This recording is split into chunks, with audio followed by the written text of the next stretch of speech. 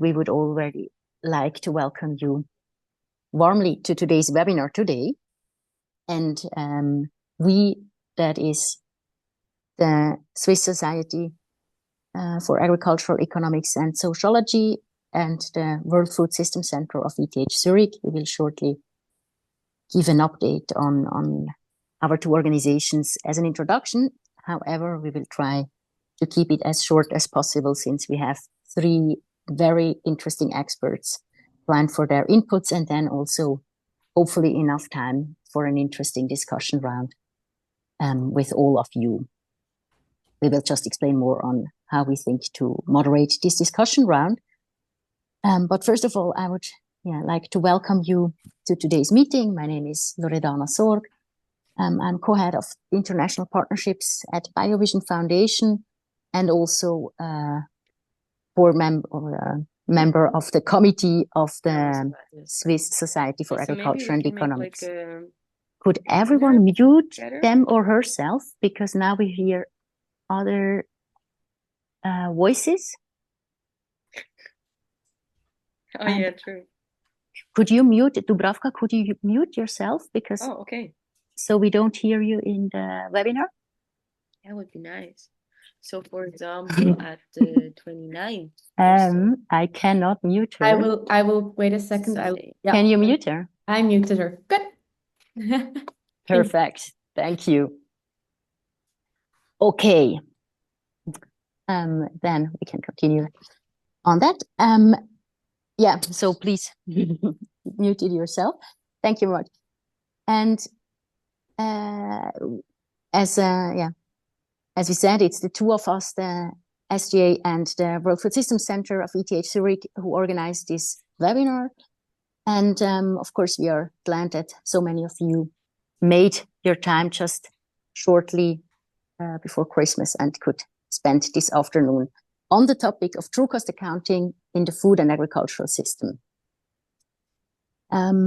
Very shortly about the Swiss Society for Agricultural Economics and Sociology, since we host this webinar, and besides that, we also organize an annual 2-day seminar in spring and the AgroEconet, that's an exchange on current research in agricultural economics and sociology, in autumn. So we, of course, are glad if you join us for other events as well, and you can find more information on our website.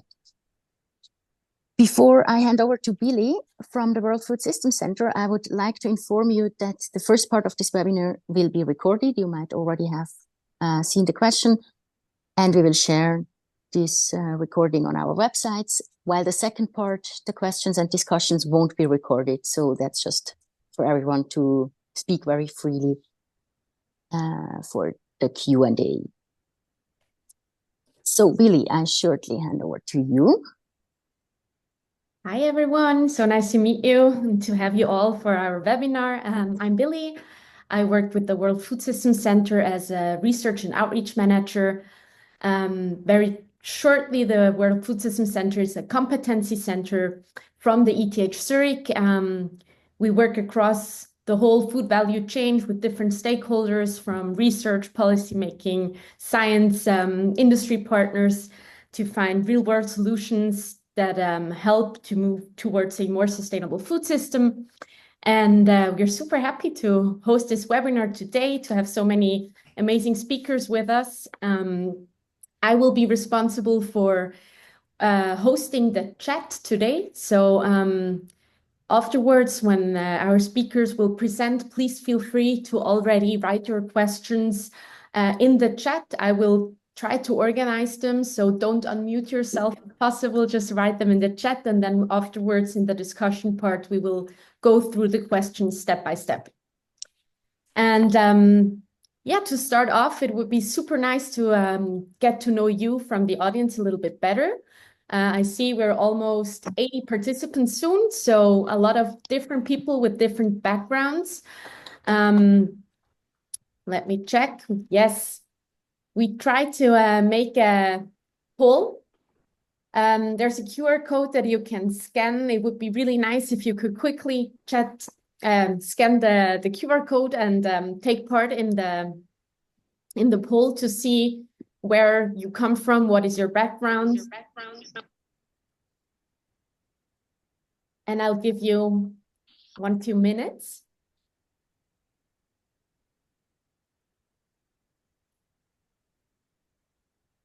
Yes, it works. Amazing.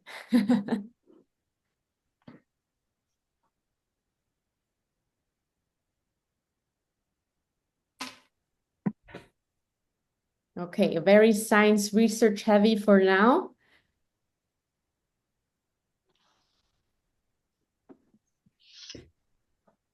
Getting more and more. Also some practitioners, private sector.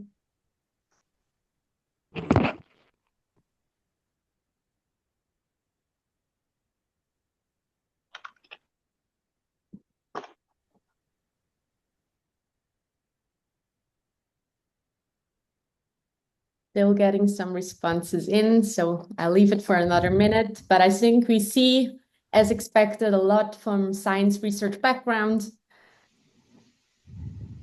Thank you, Forma, so much for participating.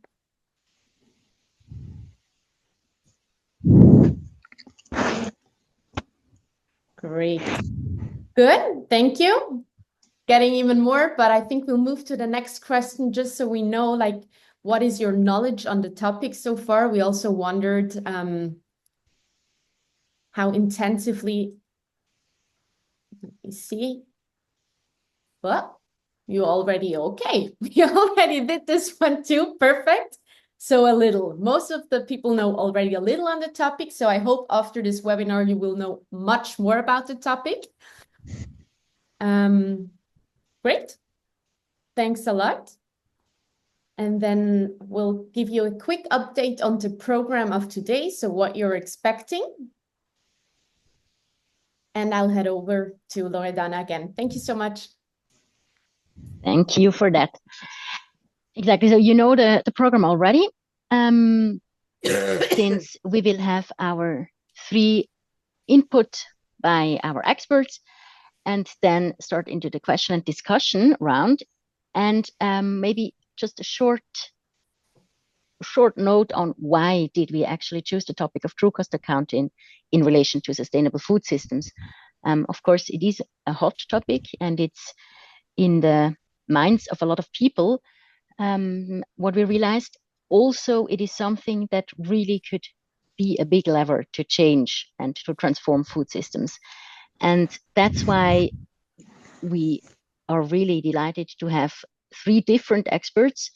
One from FAO with Andrea Cattaneo, who really works on a lot of different angles that have perspectives on this topic, but also works a lot on the methodology at FAO with the SOFA report. And as you might know, this is also something that is really a very fresh topic with the report in November.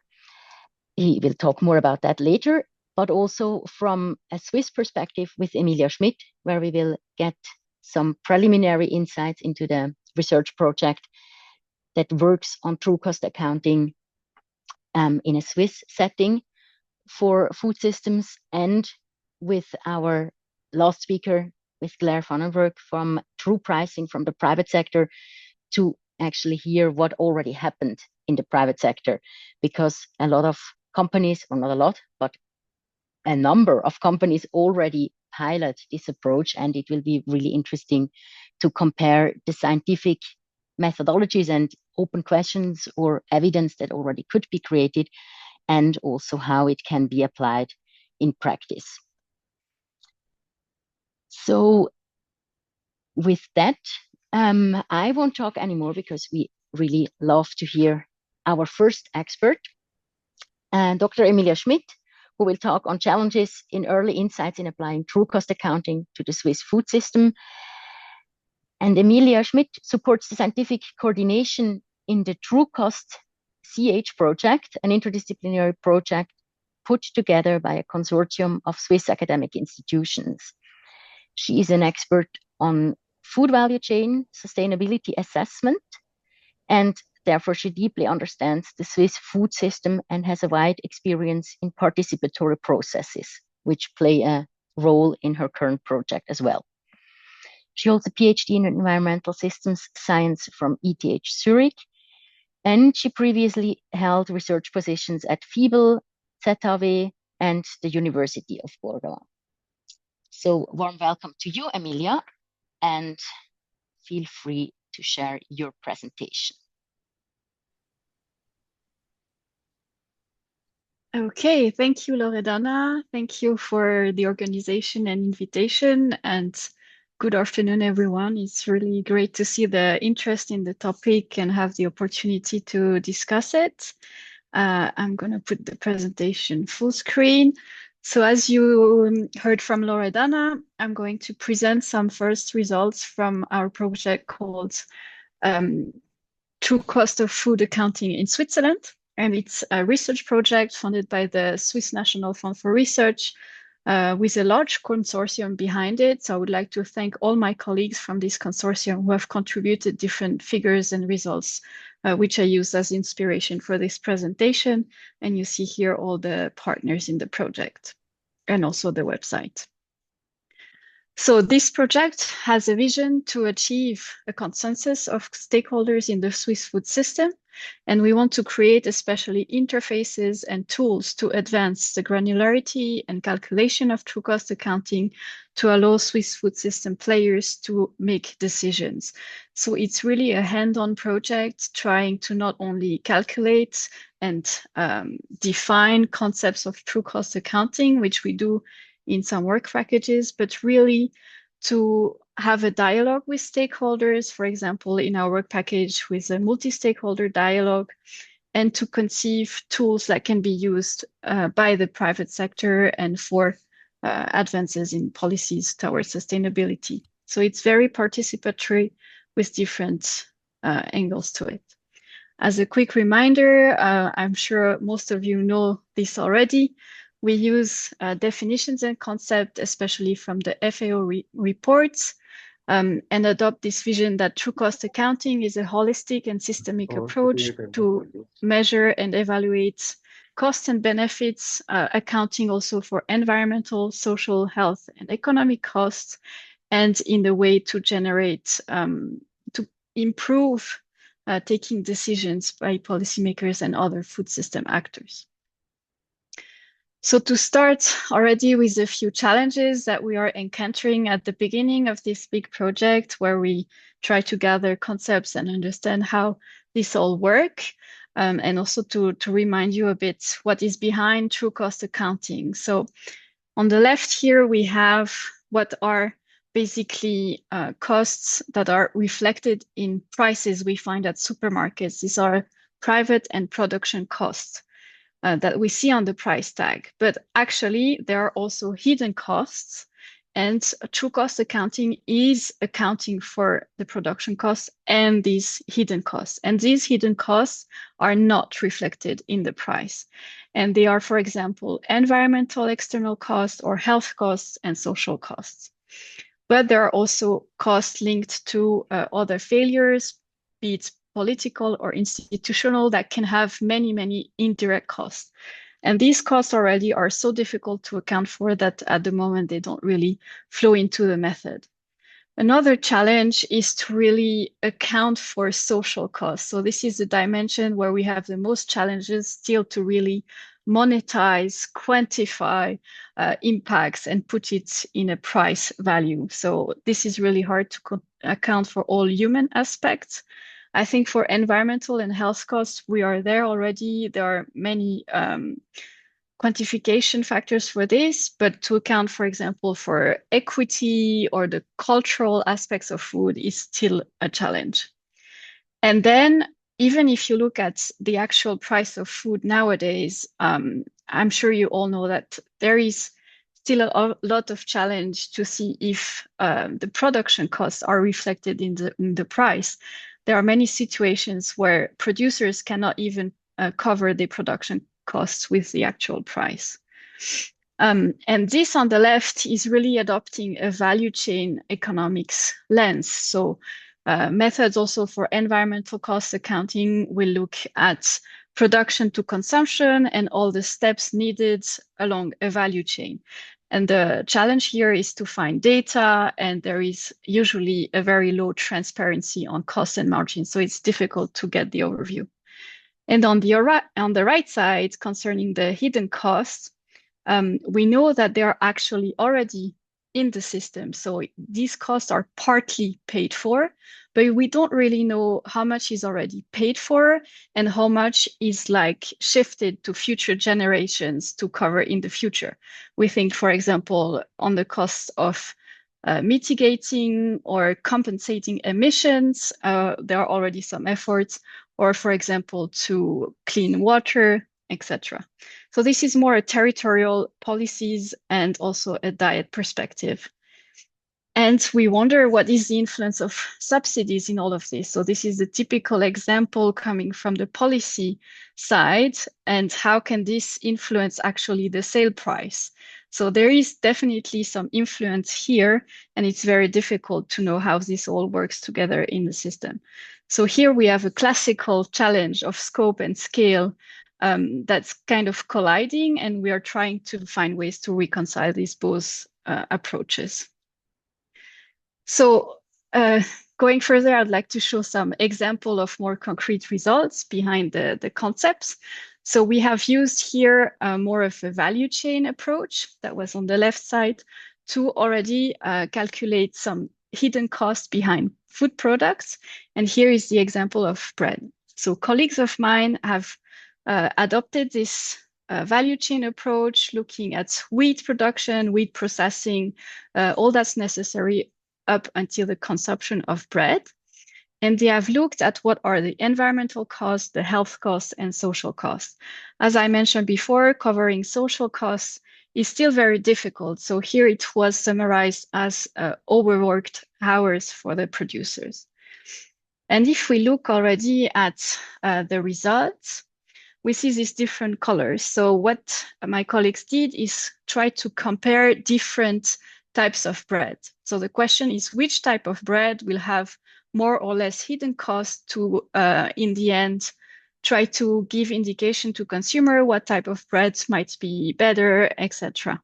So you see there are different costs in these columns, and the most striking, to make it short, is this pink color that's actually going into the negative on the left side. And we see in the bread description in the middle, that's for whole grain bread.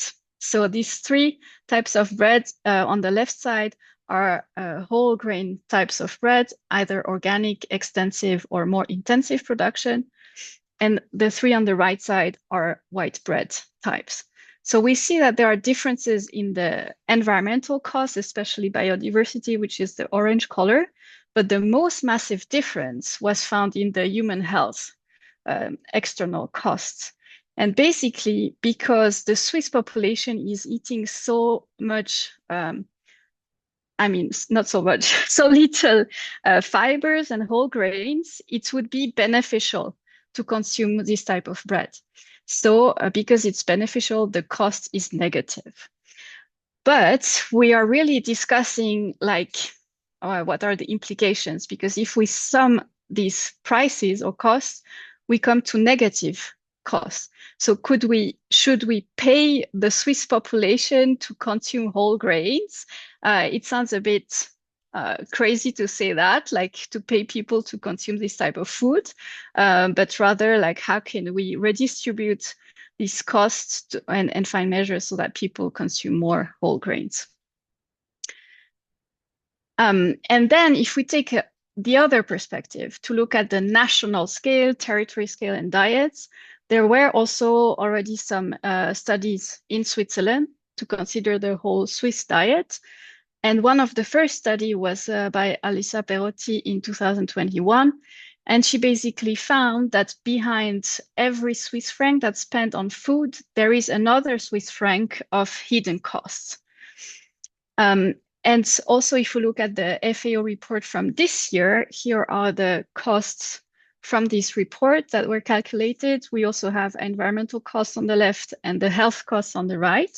And the social costs here are basically zero because Switzerland has a very good economic level in comparison to the rest of the world. That's really a fact. So undernourishment is really not present. And what we see is they also found that the health costs were higher. So we have similar results. And also that a diet low in plant whole foods was the highest cost. So even though it's a different scope, we really see similar results, which is quite good for the method and interesting too. And to conclude, I would like also to highlight that this is a very participatory project. So we have a whole process of dialogue with multiple actors from the food system in trying to identify what they can do with such results and how can it help to find leverages and find consensus to changing diets. Because I think one of the most important conclusions of the FAO report is also that one of the main leverage, especially in industrial countries, is to shift diets. And we find the same thing with this example of consuming more whole grains. So what can be the entry points and implementation pathways? So in these workshops, talking with the different stakeholders, we have identified or started to identify, first of all, challenges and opportunities that they see in such an approach. And without reading all of them, you see that there are many points. And if we look a bit at an overview of this, I would like to say just that most actors see a challenge, but also a potential. So it's kind of mixed up into communication and using these results and tools as a way to collaborate, to find solutions together. But also in the challenges, what I find the most striking is that people might see difficulties in influence, so who can influence the results or the data data collection, for example, or who could find hidden interests in this. So there is kind of a hidden fear of this tool being used for different interests and in reallocation of budgets and who has the power in it. So I think that's quite important. And there is little things about really finding concrete measures in shifting diets. So science is more about finding what are the best products and shifting towards more sustainable products and consumption. But from the stakeholder side, there is really a bit of a challenge in imbalance of power and such aspects. So I think it's important to consider. At our last workshop with stakeholders, we had roundtables discussing these 5 topics that you see here. And again, there are many propositions from them trying to use this approach of true cost accounting for information, communication to the consumers, to, for example, have the true cost on the products, things like that, or to use it in combination with standards, but also starting to go towards shifting diets, to have retailers voluntarily adopt measures to manage their supply chains or things like that. So there are still many ideas, and in the next months, we are going to try to select some of these ideas and start pilot projects with the stakeholders themselves to try and implement some solutions already. So to summarize and come to a conclusion, here are the main challenges that we see at the moment we are confronted in our project. I mean, some of them. There is this thing of having a common understanding and framework because there are many methods around this question of true cost accounting, finding the data and transparency, finding the right scope and scale in the calculation and how to value all of the important aspects. And finally, maybe diverging interests in the implementation of the tool and how can we use this to redirect costs and benefits to ultimately change diets in society. So here you find the QR code and the website if you want to look at more information and connect with us on LinkedIn so you can follow all the news in the next months of the project. My email, if you have any questions or remarks, any are welcome. And thank you very much for your attention. I hope I was not way over time. Thank you very much, Emilia. No, you haven't been way over time. Perfectly. It's a very short slot that we gave to all of you, but thank you very much for that brief and interesting insight. Some questions have already been asked in the chat, and I think there will be interesting overarching questions also with the next presenters. So we will hear more from you in the Q&A session. Thank you very much, Emilia. Yes. And we move on to from Switzerland to a broader, more global view and perspective by Dr. Andrea Cattaneo. He will talk about perspectives on value-driven transformation in agri-food systems. And Dr. Cattaneo is a senior economist at FAO, leading the team that produces the State of Food and Agriculture, the SOFA report, which is FAO's flagship publication that you might well know.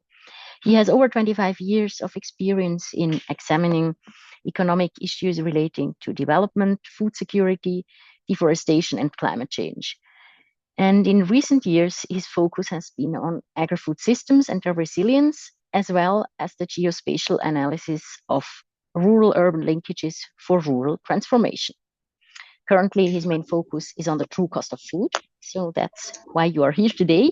And he previously held positions at the International Food Policy Research Institute at IFPRI, the US Department of Agriculture, the Organization for Economic Cooperation and Development, OECD. Warm welcome to you, Andrea, as well, and the floor is yours. Thank you, Loredana, and thank you, Emilia, for that first introductory presentation. It makes my life easier. So just to kind of get started, let's say FAO has dedicated the last two issues of the State of Food and Agriculture report on the issue of hidden costs and how to reduce these hidden costs. Now, this is quite exceptional. The SOFA report is the oldest report in the UN system. It goes back to 1947, and this is the first time that actually it is dedicated to a same issue 2 years in a row. So it is an indication of where the priorities are for the organization.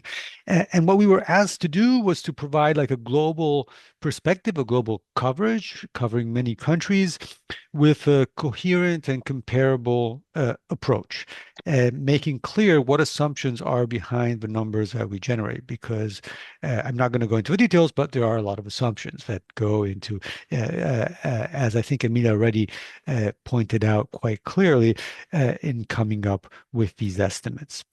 So diving right in, I mean, we have three types of hidden costs that are considered in these reports.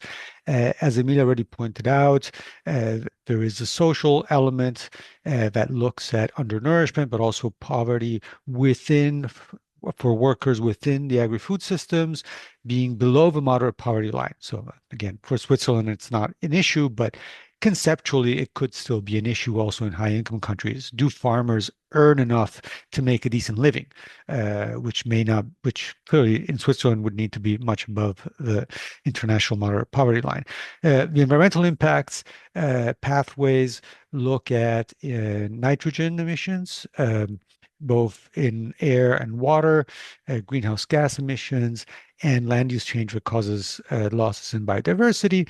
And then we have the health effects of unhealthy dietary patterns that lead to non-communicable diseases such as diabetes and cardiovascular diseases. So this is what is included in these reports. And what comes out is that the hidden costs, when you add them up across the 156 countries that we looked at, is that it's about $12 trillion per year, which is equivalent to about 10% of GDP. So it is a sizable amount. The rationale for this work was to really carefully make sure that we were capturing elements that were not caught in GDP, so that this comparison with GDP kind of facilitates kind of getting a sense of the magnitude of this. So these are yearly costs relative to GDP. Now, these are the global costs, but clearly there's a lot of variation across countries. Now, one can't present all the countries, so we came up with a typology of agri-food system types, and would go from, let's say, protracted crisis, most on the right, which is characterized exactly by kind of political or economic upheaval, traditional agri-food systems that are relatively short value chains, not many supermarkets, quite rural, and then all the way going to the left up to industrial systems that have supermarkets, very urban systems. With high productivity, total factor productivity in agriculture. And I think what is quite surprising here is that when you present the results as a share of GDP, this issue of hidden costs, which when we started working on it, really struck us as something as a bit of a rich country concern, right? We thought, well, it's going to be environmental costs and only rich countries care about environmental costs. But in fact, you see that as a share of GDP, the more you go towards industrial systems, the less it's relevant as a share of the economy. These are bigger economies, more diversified. In traditional economies and protracted crises, you have that agri-food systems have a bigger role. But overall, it says there's a lot of scope in addressing these hidden costs, not just in high-income countries, but also in countries that have different types of agri-food systems. Now, what does come out pretty consistently, well, clearly, I mean, in traditional and protected crises, the social dimension matters a lot because those are countries where there's a substantial share of a population that is employed in agri-food systems and cannot make a living that brings them above the moderate poverty line. But what is important throughout all countries is the importance of unhealthy dietary patterns for one reason or another that leads to non-communicable diseases. And so what we see is, and here I'm not going to go in detail in the results, but to the extent that health matters quite a bit in terms of the share of these hidden costs, in 2024, we basically broke down these health hidden costs so that policymakers can think through, okay, is it sweetened beverages that we have to address? Is it low consumption of whole grains? Is it processed meats? So we produced a more detailed breakdown of the hidden costs linked to unhealthy dietary patterns. And we distinguish between diets high in certain elements or products and diets low in others. And overall, globally, it is diets low in whole grains and fruits and high in sodium that are the leading dietary risks. Now, here I'm presenting Hungary because Hungary, since I don't have much time, both replicates the global, this global result that I mentioned, but it's also a European country, and to show that even within Europe, there are substantial differences. So for Hungary, it follows very much the story about high in sodium and low in whole grain and fruits.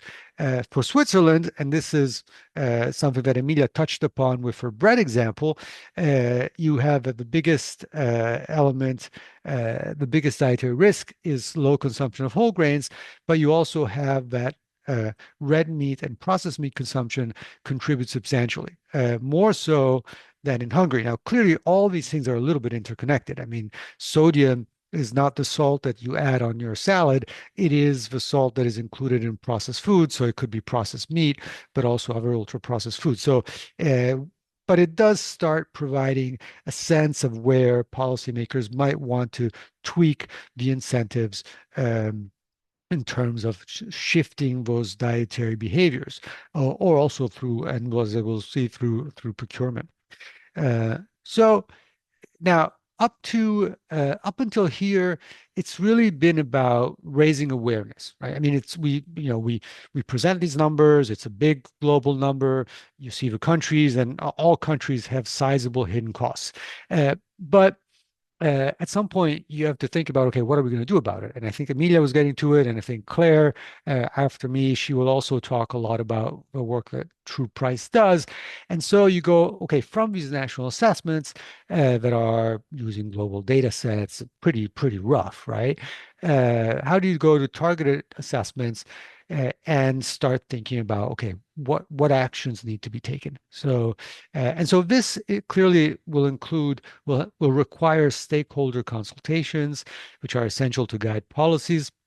And I think the Swiss example is a fantastic example of collaboration between FAO and the Federal Office of Agriculture, because it did really, we provided a case study that has the most detailed and advanced understanding of how a tailored TCA assessment can complement existing national food policies. And I think a big element here was an enabler of this process was the existence of a national commitment to kind of agri-food system transformation with a strong stakeholder engagement process towards the Swiss Vision 2050. So to give a sense of how this is working out, I mean, there was a lot of consultation on the results that came out of SOFA 2023 for validation, but also discussing, quite frankly, I mean, the things that were missing, what could be improved using national data, and how this might be used by the Swiss society more broadly, not just by the government, right? And so. And I think also the project that Emilia is part of, which is funded by the government, is part of this broader push to think in these terms, how to address, how to shape future policies. Other case studies that we did were for these 6 countries that are on the slide: Australia, Brazil, Colombia, Ethiopia, India, and the UK, where different types of scenarios were done, right? Basically 3 scenarios in terms of current trends, current national commitments, or more kind of global sustainability scenarios that were decided through stakeholder workshops. These scenarios to see how the hidden costs would change, right? And here what we saw in most cases was that addressing hidden unhealthy dietary patterns also has a positive environmental impact, which is not super surprising, but it does say something about possible synergies when trying to address these hidden costs. So now the adoption at scale, right, is often a challenge when it comes to TCA. Part of it is the technical requirements and the assumptions, and putting people around a table, understanding what are these assumptions, right? But it's also about distributional challenges of agri-food system transformation, where, given the number of different pathways, the report really highlights that, these challenges may arise when attempting to address the hidden costs, because, the complexity and length of value chains. So it can make it difficult to pinpoint who is responsible for the hidden costs, often placing an unfair burden, for example, directly on producers. I mean, so there may be a hidden cost that is associated with primary production, and primary producers are asked to address it. But in fact, it's a bunch of other stakeholders who benefit from how that agri-food system currently functions. So consumers, play a role in terms of should they compensate primary producers. This type of complexity has to be dealt with through negotiation and stakeholder processes. Power imbalances clearly can be quite important in industrial systems, but also in international value chains we see. Where, for example, there are some value chains where it's difficult for primary producers to make a living, even though they're high value added products once they reach the market. Coffee, chocolate are examples, right? Then there are the temporal and spatial disparities, right? That Emilia was touching upon in terms of, are these costs being paid today by somebody, and we don't know who they're being paid for by, and who benefits from reducing these hidden costs, or is it a future generation that is going to pay these hidden costs? And finally, it's kind of government and institution must step in to support the kind of the most vulnerable using mechanisms such as nutrition-sensitive social protection programs, or the European Corporate Sustainability Due Diligence Directive, or public-private partnerships. So I think there's a lot there that goes beyond, the structure. So that has to do with the structure of a system and then is reflected in, okay, what is the price that we pay at the store? But it's not necessarily that for everything we have to pay a higher price, right? It's that the objective of food system transformation is that, to the extent possible, the consumer pays the same amount for a food basket, but it's a different type. The basket of food products that are bought are different, right? And that is in part changing the incentives, for example, towards a healthier diet. So what can be done? And I think Emilia's one of her last slides also, I think, very nicely in the Swiss context, got a little bit to this, is mechanisms in place. So true cost accounting for agri-food systems really goes through the value chain, from inputs, primary production, all through the processing, wholesale, retail, and consumers, right? So what are the entry points for different types of hidden costs? So on the agri-food value chain side, you can coordinate action, have cooperatives so that, farmers can have living incomes. There's environmental, social, and governance reporting and voluntary standards. There can be labeling and certification in different areas. And then obviously compliance with laws and regulations, where, for example, in the EU, they're quite stringent, and also in Switzerland. Consumers and institutions. I mean, obviously, since the majority of the hidden costs are, let's say, borne by consumers through unhealthy dietary patterns, marketing and promotion, education, I think institutional procurement is one of these things that, it would be an easy win in terms of guiding it through TCA, because it is a process that is under control of the government, and there are, for example, the state of New York is starting to do that in terms of what they buy and who they buy from for their hospital, schools, prisons. And clearly, as I mentioned, improve education on food consumption decisions and the impact they have. And finally, I mean, it's kind of a policy investment, civil society, and research. I mean, a lot has to do with what is being financed, both public and privately. Repurposing of agricultural support in countries that have high levels of agricultural support can be quite effective. Nutrition-sensitive social protection in countries that need that. So that's more kind of middle-income countries or lower-income countries. And then I think R&D towards sustainable production and consumption is also quite important. And on that note, I'll finish here. And this is a link to the SOFA public landing page. And we have also the address in case anybody has any questions at sofa@fao.org. Thank you very much. I'll stop sharing. Thank you very much from our side. We can also then share the link in the chat so people can check it on a bit longer. Thank you very much, Andrea, for the really interesting and in-depth overview in that short time. Thanks a lot for also highlighting already concrete actions that definitely will be motivating now that people might shop a bit more towards Christmas. And with that, speaking about economy and shopping, we go to our last speaker, who directly works with enterprises and therefore is an expert on the price and not only on the costing side. Claire is the managing director of the True Price, a Dutch social enterprise with a vision of a world where all products are sold for their true price to enable a sustainable global economy.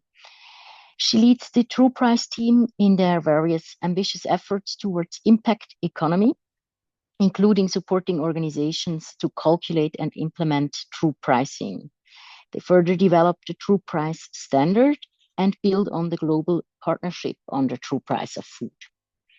Claire has a diverse track record in several commercial and non-profit roles in different businesses and organizations, such as Ahold Delhaize, KPN, and Save the Children.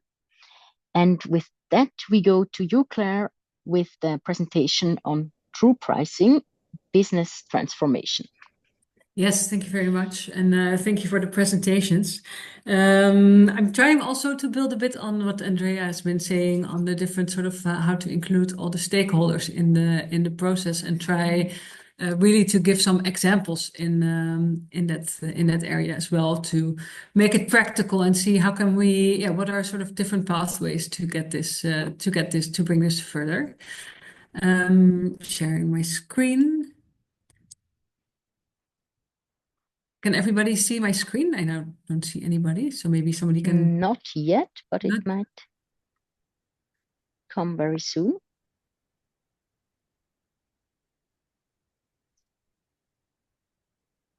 Well, I don't see it. Yeah, now it changes. So Yeah. Yes, now we see it. Not yet in the presentation mode, but now perfect. Okay, thank you very much. Looking into pricing, but very closely related to obviously true cost and true cost accounting. A bit about ourselves. We are, as you said, a social enterprise. We work a lot with all sorts of actors, so from corporates and businesses to governments globally. So quite a broad scope. Indeed, what you also said in the introduction, our vision would be that if everything would be sold for a true price, then sort of the production would be sustainable. And I will share a bit that doesn't necessarily mean increasing all prices, but making really the sustainable and in terms of food, healthy products more accessible, and the unhealthy, not sustainable products with lots of external costs less accessible. We currently work also in a global partnership with around 120 partners to initiate pilots and different research topics to really bring this also further. So what was already said, it's just 2 slides. So the true price is we take the market price as a given, and then on top we calculate the environmental and social costs that go with it. And within these costs, there's different indicators that can be calculated. For example, water, soil, the impact of water, soil, and air pollution. And on the social side, for example, under-earning, underpayment, but also child labor. And what you look at within calculating these costs is what it would cost to remediate, and in remediation also prevent these costs from happening in the future.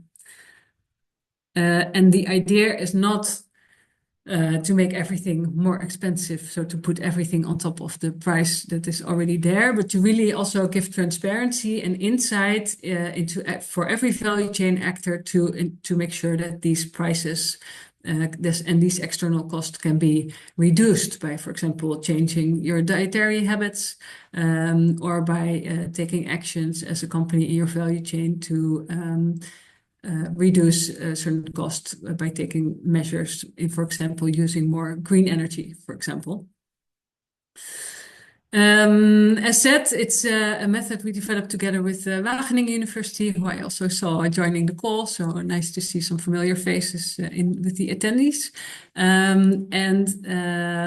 Looking into how to compensate damages, prevent them from happening in the future, and in some instances, fine if it's an illegal action taking place in the value chain.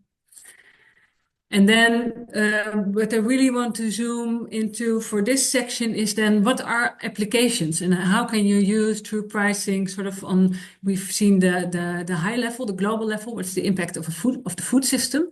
There are several studies done on that. I think from 8 to 20 trillion impact, somewhere around these big numbers that have external costs in the food systems. So really great to see FAO embracing this with 2 reports in a row, and helping policymakers to make this change, including the external cost.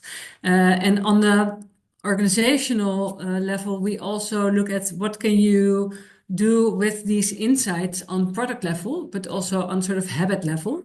And then there's different things. So on the one hand, you can look at, once you've done a true price assessment, looking what are the true costs, for example, chocolate or bananas or the coffee from Ethiopia, you can say, okay, so what can I do within my organization to make a transformation? And then you can think of suppliers that from one region to the others, it can be more or less sustainable. Use it for your human rights and due diligence reporting. But also what we see a lot happening is that insights from assessments are taking up in sustainability strategies, which I will give some examples of later on. And then that's one thing, you can use it internally as an organization or as a government on your policies. And then you can also communicate about it. So you can show the consumer and give them an option to make a more healthy or sustainable choice.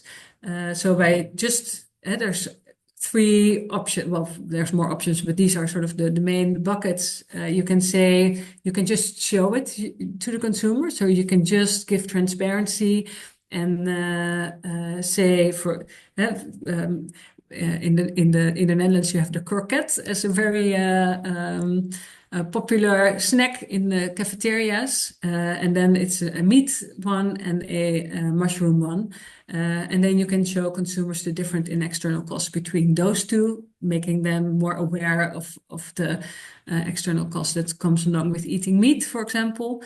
Then you can say, okay, when you check out, you can decide as a consumer to make a voluntary payment, and with that payment, you can, as a company, collect those and invest them in the value chain to reduce these external costs, to do more sustainability projects. Or you can have mandatory payments, and then you say the true price is the only price you can pay as a consumer. And there's currently one supermarket in the Netherlands that I know of that does that.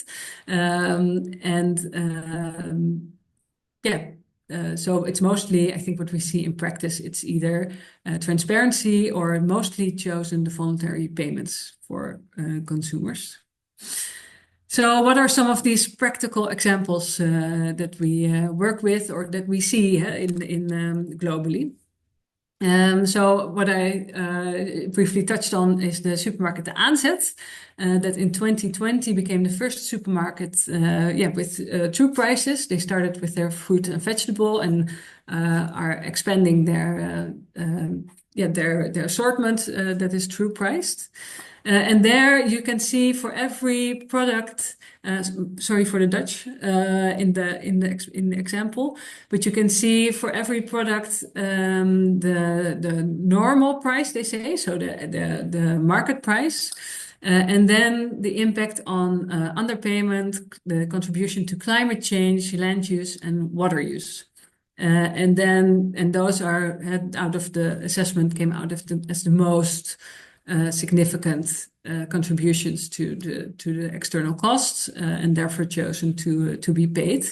And currently there's around 100,000 euros additional funds that came into the Aanzet. And what they do with it is they source very locally. So within their sourcing, they work with farmers to reduce certain external costs. In, for example, a project on water irrigation. And there's also one project, not so locally, but in the banana project, where they also invest in to create a fund, which I will touch on a bit later. And then what you see in the Netherlands is that there's, because of true pricing being added to the procurement process of the government in their catering and company restaurant policies, is that it's really picking up there in locations in where you can see and buy your lunch for true pricing, and also several supermarkets that have been experimenting with their fruit and vegetables. So we expect in 2025 around 150 points of sales plus, where you can, as a consumer, see or buy products for a true price. And one of the examples, what you can do with true pricing as a company is one of the first studies we did with Tony Chocolonely. It's a Dutch sustainable chocolate brand in the Netherlands. They have a lot of focus on reducing social costs mainly. And what we did is we created with them sort of a baseline of the hidden cost of their chocolate. And then from that, they looked at what are we compared to conventional chocolate, and where would we want to go. And what you saw is that one of the things that they really did quite well is they put a lot of effort in reducing the external social cost on the living income. So starting to pay their farmers a living income, but also increasing the time of their contracts with farmers so that they have more security in that they would have a yearly income coming in. Which already reduced quite a bit of these insecurities locally. And then we did a baseline from 2013 till 2017. What you see is that they really reduced these externalities, but that's not shown here. But what you saw in the market is that the market also sort of reduced the external cost along with Chocolonely, not at the same pace. So their external cost remains higher, but you could really see that a front runner role, quite a successful front runner, also can have quite a big impact on the entire market. Then one of the biggest supermarket chains in the Netherlands, Albert Heijn, they implemented the true price of coffee. Where they had voluntary payments of their clients, where 30% of the consumers said that they are willing to pay the true price. And this was a really fast-paced environment. So where you sort of get your morning coffee just before work, and in this case, just before going to your university. It was at a lot of campus locations. And what you also saw is that people already choosing sort of the oat milk version instead of the cow's milk cappuccino version, that those consumers were more likely to also be open and willing to pay a true price. Then one example of the catering companies where you see all sorts of the whole catering menu true priced, so that you as a employee can decide how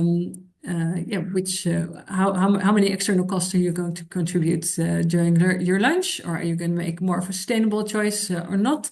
Really concrete, well communicated within the restaurant. And growing. So this is also one that will be implemented much wider. And then a project we are doing with that sort of shows a different angle where we really are introducing sort of the true price ecosystem.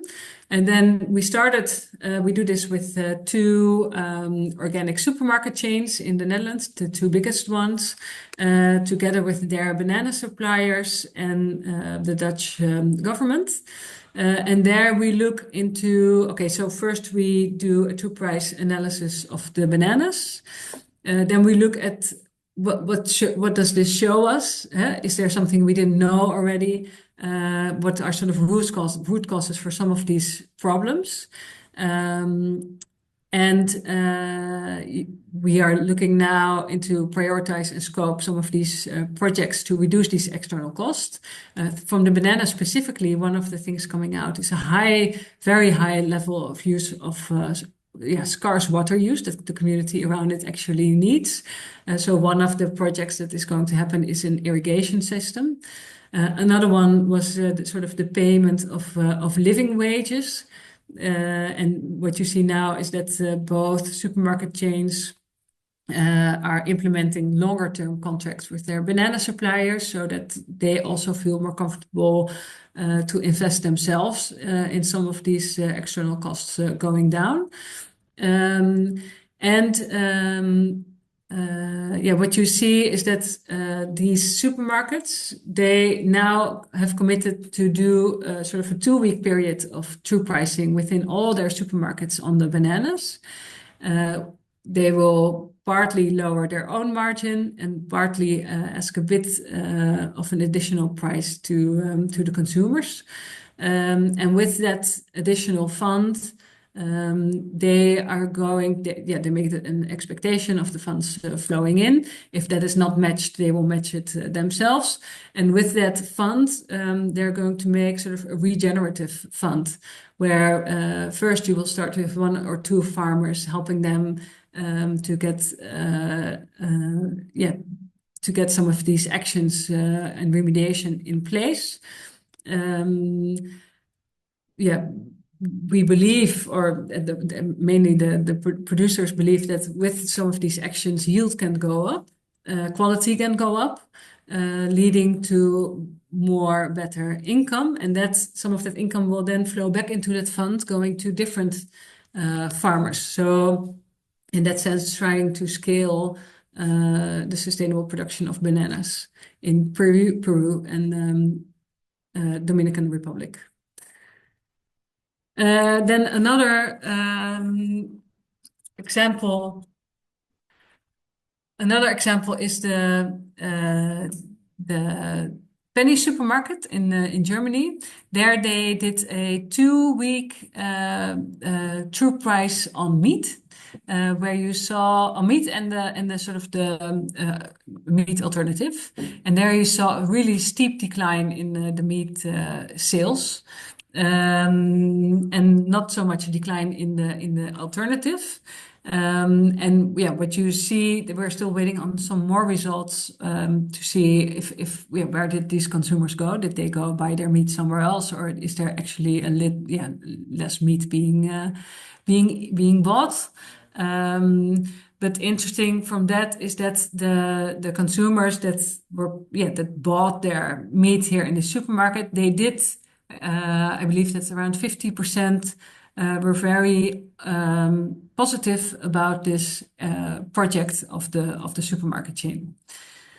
And it was a discounter chain, so it's not. It wasn't like this organic high premium supermarket. So quite an interesting insight. I'm going to skip this one for time's sake. Maybe just the last one, to show that it goes beyond food, and the food system on its own is also not isolated. You have the energy market it's all connected in that sense. But we also calculated the true price of your flight, where you really see sort of the impact, and then only on the environmental contribution to climate change as the main objective, and the contribution to air pollution, where you really see that. If you would have a long distance flight from the Netherlands to Chile, the actual additional hidden costs are around 800 euros for a ticket. That's not accounted for in the current flights that we all do globally. Maybe just to finish off is that you really currently see also with the FAO report, there's really a momentum for true cost accounting applications, and you see it in the EU legislation coming up using the Nature of Protocol. We see it in education in the Netherlands, where high schools are adding it to their curriculum for the examinations, like true pricing as a part of their economic curriculum, and also applied science schools are now picking this up very broadly in their curriculum, and also our competition authority. They said that true cost accounting and true pricing, that's not part of the competition law. So companies are allowed to talk about their true costs, sort of without getting fined for that. So that's just really a very high-level brief overview of some of these applications where you can use true cost accounting, next to obviously these very large studies that are being done. But I believe that connecting all these together, you really can also show policymakers and companies that it actually can be done, so that it's not something we need to wait for or get perfect to start using. Thank you very much, Claire, also for that, again, motivating or inspiring end of the presentation. That was definitely a very interesting reality check perspective from your side. And I think there are also quite some questions already on linkages between the three presentations, but also on, I think one was really an interesting one. Now we have heard a lot of positive examples, but maybe also failures within the true cost accounting system. But for this, I will hand over to Billy to moderate the discussion round. I just wanted to add one short point, since you, Andrea, mentioned in your presentation that the Swiss case is a really also model case, how the government, or in that case, the Ministry for Agriculture, collaborates with FAO and with science. And we originally also wanted to include this case study in the webinar. However, there are some delays in the publication of the case study. So we very much encourage you to stay informed also once it is published. And the Federal Office for Agriculture surely will also inform and maybe even organize an event themselves to spread that news.